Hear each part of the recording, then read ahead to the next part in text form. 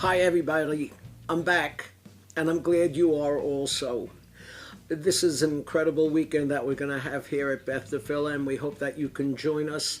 In the morning, I'm meeting with the Shabbos morning 2018 Bat Mitzvahs.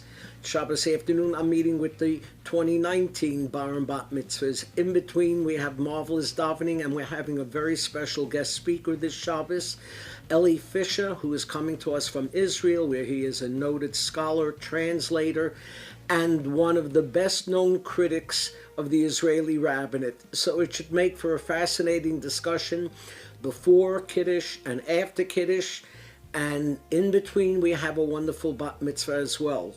If that's not enough, then Shabbos night, Motzai Shabbos, we have Body and Soul, a special program featuring our Rabbanit Bracha Jaffe, bringing together the women of our congregation and community in discussion about health issues in regard to women. The proceeds go to Sharsheret, which is a Jewish organization working to help breast cancer survivors. And I think it's something that many of you would really get something out of. It's not too late to call the office and to register for it. There are two very significant anniversaries that are taking place within a few days of each other that have had a profound effect on the Jewish people.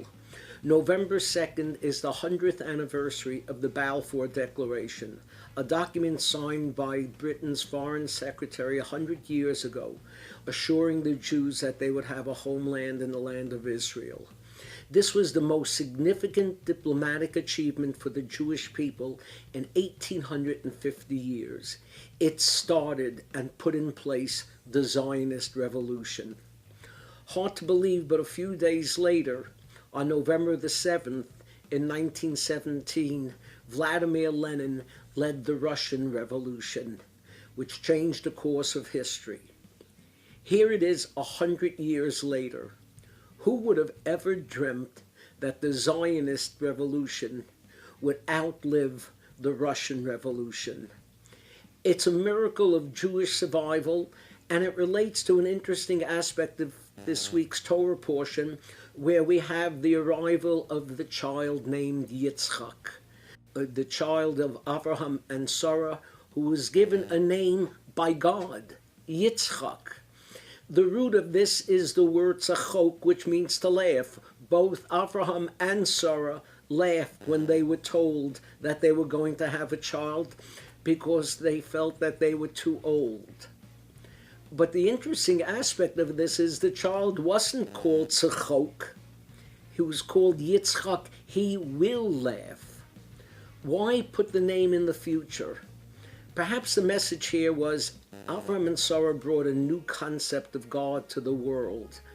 But many people living at that time said, it'll never last. As soon as they die, they have no children, no one to pass on this legacy. And along came this child, and God says, he will laugh. He will laugh at the world which thought that Judaism could not survive.